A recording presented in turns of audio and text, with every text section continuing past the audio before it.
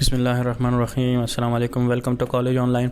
इस वीडियो ट्यूटोरियल में हम gizmo command, UCS, union, subtract और इंटरसेक्ट कमांड से स्टार्ट करेंगे। तो सबसे पहले हम डिस्कस करते हैं गिज़्मो क्या चीज़ होती है।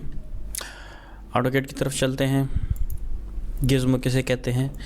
अभी तक तो हमने सिर्फ ये देखा था कि जो यूसीएस है, यूनिवर्सल कोऑर्डिनेट सिस्टम, वो आपको कॉर्नर में इस तरह से उसका सिंबल नज़र आएगा, जिसके हेल्प से हमें ये पता चलता है कि ये जो व्यू है इसकी एक्स एक्सिस डायरेक्शन किस साइड पे है, वाई एक्सिस और जेड एक्सिस जो डायरेक्शन है वो किस साइड पे है। इसी तरह हम इसको थोड़ा सा शेडेड मोड में लेके जाते हैं, बल्कि शेडेड मोड से पहले हम गिज़्मो को डिस्कस कर लेते हैं। गिज़्मो एक ऐसा एलिमेंट है जो कि आपको हेल्प आउट करता है फ्री हैंड एक ऑब्जेक्ट के अंदर मॉडिफिकेशन के लिहाज से, कि अगर आपने एक ऑब्जेक्ट के अंदर मॉडिफिकेशन करनी है रिगार्डिंग इट्स डिस्प्लेसमेंट, यानी कि अगर आपने किसको मूव करना है, लोकेशन के हिसाब से मॉडिफिकेशन करनी है, रोटेशन के हिसाब से मॉडिफिकेशन करनी है, या स्केलिंग के हिसाब से मॉडिफिकेशन करनी है, तो जो modification with the help of mouse आप कर सकते हो, तो वो आप कैसे करोगे? With the help of Gizmo आप इस मॉडिफिकेशन को कर सकते हो। तो अगर हम आते हैं 3D टूल में, और 3D टूल के अंदर जब हम आते हैं यहाँ पे 3D टैब के अंदर, तो बिल्कुल एंड पे आपको एक स्केल, यहाँ पे एक इस तरह से सिंबल आपको नज़र आएगा। By default move Gizmo selected होगा, सिलेक्शन के अंदर आपको ये नज़र आ रहा होगा। तो बाकी ये जो डिटेल है इसको हम आगे कमिंग वीडियोज़ में डिस्कस करेंगे, लेकिन अब मेरे लिहाज से जो इम्पोर्टेंट चीज़ है वो गिज़्मो है। गिज़्मो एक ऐसा एलिमेंट, एक ऐसी कमांड जिसकी हेल्प से हम with the help of mouse एक ऑब्जेक्ट के अंदर मॉडिफिकेशन कर सकते हैं। तो अगर हम इसको सेलेक्ट कर लें मूव को, और यहाँ पे हम एक ऑब्जेक्ट को सेलेक्ट कर लेते हैं, तो आपको ये गिज़्मो नज़र नहीं आएगा। देखिए यहाँ पे मैंने क्लिक कर लिया और ये नज़र नहीं आएगा। हाँ, दूसरी इंपॉर्टेंट चीज़, ये तब नज़र आएगा जब आप 2D वायर फ्रेम से शेडेड मोड में जाएंगे, ठीक है ना। अब मैं इसको सेलेक्ट कर लेता हूँ और यहाँ पे देखें आपको ये गिज़्मो नज़र आ रहा है। ये गिज़्मो क्या शो कर रहा है कि आप इस ऑब्जेक्ट को मूव कर सकते हो एक्स एक्सिस में, जो कि रेड कलर एक्स एक्सिस को शो कर रहा है, वाई एक्सिस में जो कि ब्लू, बल्कि जो कि ग्रीन कलर जो है वो वाई एक्सिस को शो करता है, और जेड एक्सिस हमेशा ब्लू कलर को स्पेसिफाई कर रहा है, या उससे हमें पता चलता है कि जो ब्लू कलर है हमेशा जेड एक्सिस को डिनोट करेगा। तो अगर हमने इस ऑब्जेक्ट को मूव करना है एक्स एक्सिस में, तो इसको मैं यहाँ पे क्लिक कर लेता हूँ और यहाँ से ऐसे मूव कर सकते हैं। इधर यहाँ पे क्लिक कर लें, इसको आगे मूव कर सकते हैं। जेड एक्सिस में आपने मूव करना है तो यहाँ पे माउस पॉइंटर ला के इधर क्लिक करके मूव कर सकते हैं। इसी तरह यहाँ पे मैं थोड़ा सा अंडू कर लेता हूँ, इसको मैंने सेलेक्ट कर लिया। यहाँ पे बॉटम में अगर माउस पॉइंटर लेके आते हैं और यहाँ पे मैं क्लिक करता हूँ, तो अब हम बाउंड हैं सिर्फ एक्स और वाई में। हम एक ऑब्जेक्ट को मूव कर सकते हैं सिर्फ एक्स एक्सिस और वाई एक्सिस में। इसी तरह अगर हम इस ऑब्जेक्ट को बाउंड करना चाहते हैं, इसके मूवमेंट को, क्योंकि हमने मूव गिज़्मो सेलेक्ट किया हुआ है, हम इसकी मूवमेंट को बाउंड करना चाहते हैं सिर्फ एक्स और जेड में, तो इसको मैंने क्लिक किया और ऐसा अगर इसको मैं मूव करता हूँ तो ये सिर्फ 2 डायरेक्शन में मूव हो रहा है और इसके अंदर वाई इन्वॉल्व नहीं है, ठीक है ना। यहाँ पे कहीं पे मैं ले जाऊँ तो ये मूव होगा सिर्फ एक्स और जेड एक्सिस में, ठीक है ना।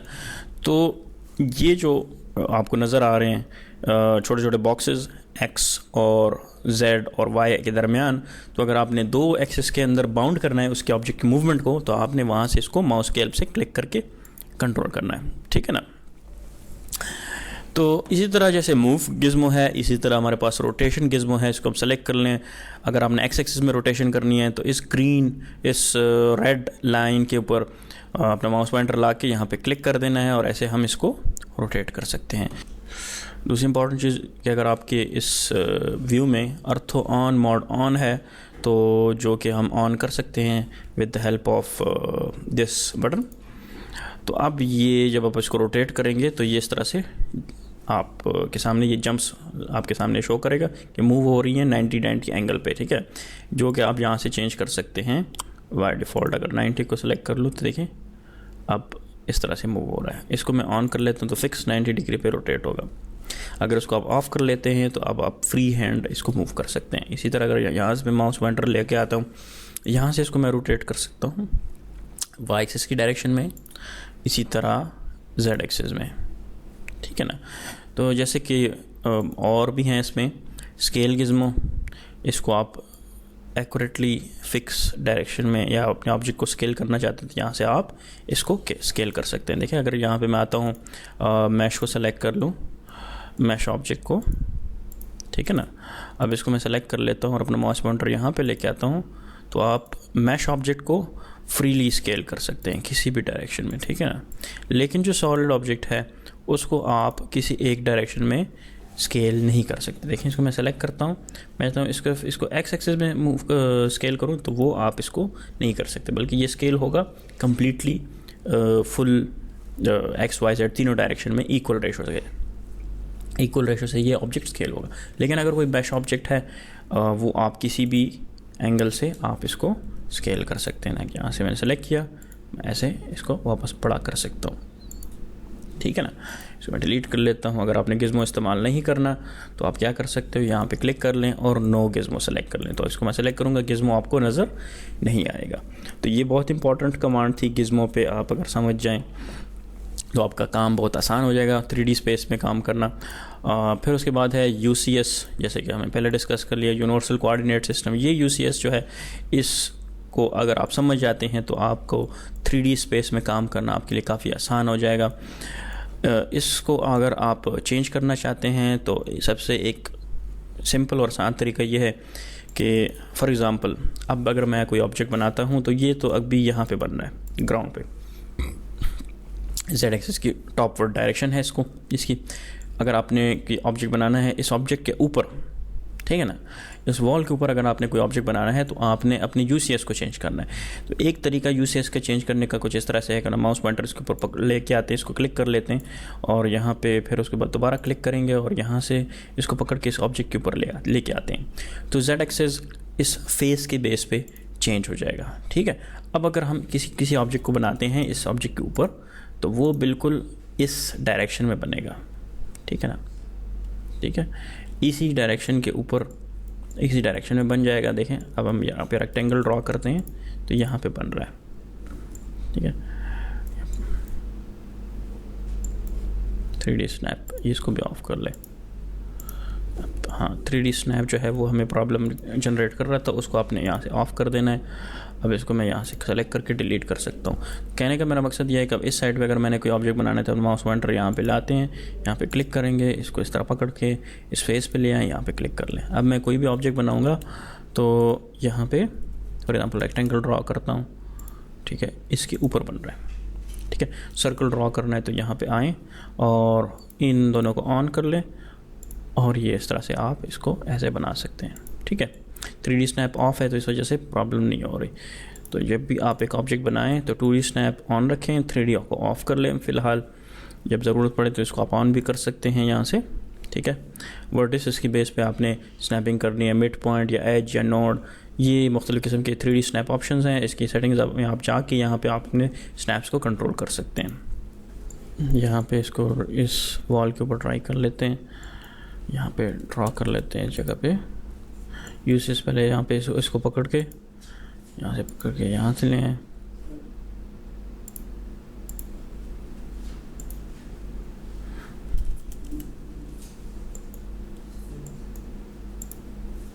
ठीक है, इधर बन रहा है, ठीक हो गया। तो इस तरह से आप किसी भी ऑब्जेक्ट के ऊपर इस तरह से ऑब्जेक्ट बना के फिर उसके बाद उसको एक्सट्रूड कर सकते हैं।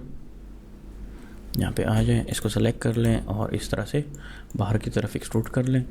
फिर उसके बाद बाकी जो कमांड्स हैं उसको हम डिस्कस करेंगे।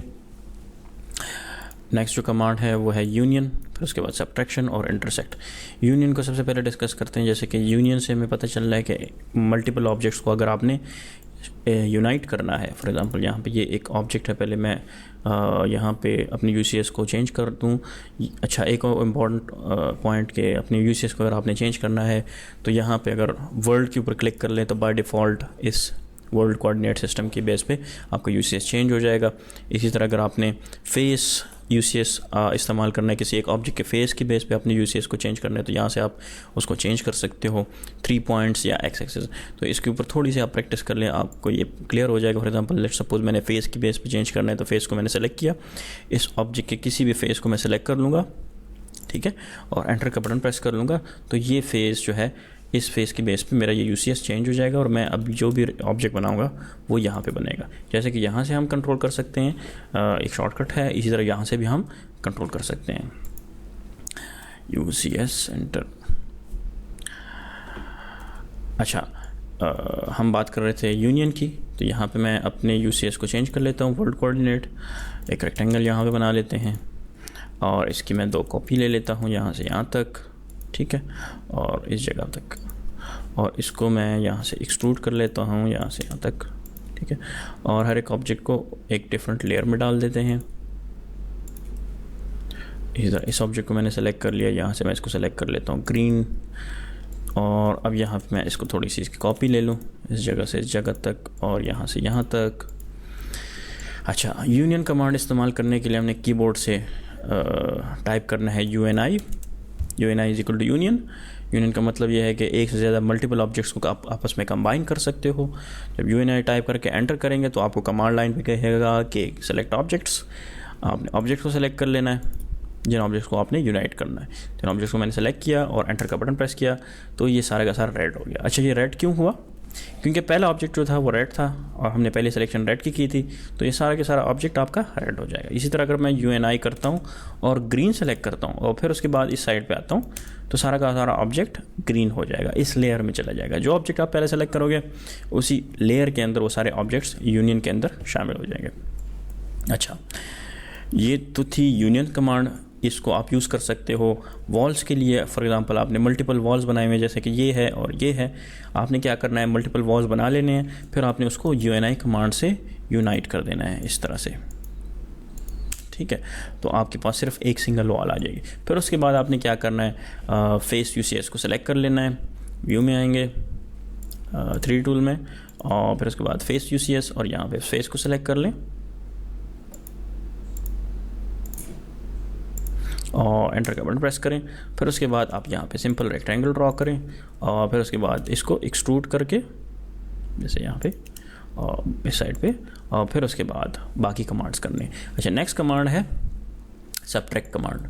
सबट्रैक्ट कमांड कैसे काम करता है? फॉर एग्जांपल ये ऑब्जेक्ट्स हैं, मैंने इस मेन ऑब्जेक्ट से कुछ पोर्शन रिमूव करना है, तो जिस ऑब्जेक्ट से आपने जो ऑब्जेक्ट या पोर्शन हटाना है उसके लिए आपने एक अलग ऑब्जेक्ट बना के उसके अंदर रख लेना है, और फिर उसके बाद आपने जिससे सबट्रैक्ट करना है पहले उसको सेलेक्ट करना है, और जिसको सबट्रैक्ट करना है फिर उसके बाद सेकंड उसको सेलेक्ट करना है। अब ये आपका फॉर एग्जांपल इससे हमने इन दोनों को सबट्रैक्ट करना है, तो कैसे करेंगे, SU एंटर सबट्रैक्ट कमांड, और फिर उसके बाद मेन ऑब्जेक्ट को आप सेलेक्ट कर लें और फिर उसके बाद एंटर का बटन प्रेस करें, और फिर उसके बाद उन ऑब्जेक्ट्स को आप क्लिक करें जिनको आपने यूज़ करना है सब्ट्रैक्शन के लिए। तो मैंने इसको यूज़ करना है और इसको यूज़ करना है। आप एक ऑब्जेक्ट को भी सिलेक्ट कर सकते हो, एक से ज़्यादा ऑब्जेक्ट्स भी आप एट अ टाइम एक साथ एक ऑब्जेक्ट से सब्ट्रैक्ट कर सकते हो। तो इस तरह से मैंने इन दोनों को सेलेक्ट कर लिया, एंटर का बटन प्रेस किया और ये ऑब्जेक्ट इस तरह से सेलेक्ट हो गया।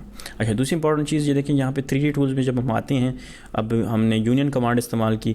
यूनियन कमांड आप यहाँ से भी इंप्लीमेंट कर सकते हो, UNI कमांड है वो भी यूज़ कर सकते हो। इसी तरह हमने सब्ट्रैक्ट इस्तेमाल की, सब्ट्रैक्ट अगर इस्तेमाल करना चाहते हो तो यहाँ कमांड लाइन से भी कर सकते हो और इस टैब से भी कर सकते हो। इसके ऊपर मैंने क्लिक किया, यहाँ पे आए, और यहाँ पे आने के बाद मैं फॉर एग्जांपल यहाँ पे इससे मैं सब्ट्रैक्ट करना चाहता हूँ इन ऑब्जेक्ट्स को, तो यहाँ पे मैंने इनको सेलेक्ट किया और इस तरह से एंटर का बटन प्रेस किया और फिर डिलीट का हो गया। इसी तरह यहाँ पे अगर हम इसी सब्ट्रैक्ट को इस्तेमाल करना चाहते हैं तो SU एंटर, पहले पेरेंट ऑब्जेक्ट को सेलेक्ट करें जिससे हमने एक ऑब्जेक्ट को सब्ट्रैक्ट करना है, ठीक है। उसके बाद फिर एंटर का बटन प्रेस करना है, फिर उस ऑब्जेक्ट को आपने सेलेक्ट करना है जिसको आपने यूज़ करना है एक एरिया को मिटाने के लिए या रिमूव करने के लिए। तो अब मैं क्या करता हूँ, यहाँ पे इसको मैं सेलेक्ट कर लेता हूँ और एंटर का बटन प्रेस करता हूँ। तो जैसे ही एंटर का बटन प्रेस करूँगा तो ये एरिया इस तरह से सब्ट्रैक्ट हो जाएगा। अच्छा, इसके बाद नेक्स्ट कमांड है इंटरसेक्ट। इंटरसेक्ट कुछ इस तरह से काम करता है कि अगर आपने यहाँ पे क्लिक कर सकते हैं तो इम्प्लीमेंट कर सकते हैं इंटरसेक्शन। कमांड लाइन से अगर आपने इम्प्लीमेंट करना है तो IN कमांड है इंटरसेक्ट के लिए। इंटरसेक्ट का मतलब यह है कि वो कॉमन पोर्शन जो कि मुख्तलिफ ऑब्जेक्ट से जो कॉमन एरिया है मल्टीपल ऑब्जेक्ट के दरमियान, अगर एक से ज़्यादा ऑब्जेक्ट एक साथ बने हुए हैं और आपने उनमें से किसी कॉमन एरिया को रिमूव करना है या उसको आपने एक्सट्रैक्ट करना है कॉमन एरिया को, तो आपने उन सारे ऑब्जेक्ट्स को इंटरसेक्ट करना है। तो इंटरसेक्शन का काम यह है कि जितने भी ऑब्जेक्ट्स हैं उनमें से जो कॉमन पोर्शन है, कॉमन एरिया है, वो रह जाएगा, बाकी सारा डिलीट हो जाएगा। तो अब हम यहाँ पे क्या करेंगे, हम एक सर्कल ड्रॉ कर लेंगे। फॉर एग्जांपल ये 3D स्नैप ऑन कर लेते हैं। यहाँ पे 3D स्नैप ऑन हो गया। वर्ल्ड कोऑर्डिनेट सिस्टम को क्लिक कर लें, यहाँ पे सिंपल सर्कल बना लेंगे, ठीक है। और इसको मैं यहाँ से एक्सट्रूड कर लेता हूँ, EXT enter, select object enter, और यहाँ पे अब हम इसको सब्ट्रैक्ट कर लेते हैं, बल्कि यूनियन कर लेते हैं, इंटरसेक्ट कर लेंगे, IN एंटर। तो इन सारों को मैंने सेलेक्ट किया, तो जो कॉमन एरिया है इन सारों के दरमियान वो रह जाएगा, बाकी डिलीट हो जाएगा। अब सारा का सारा रिमूव हो गया।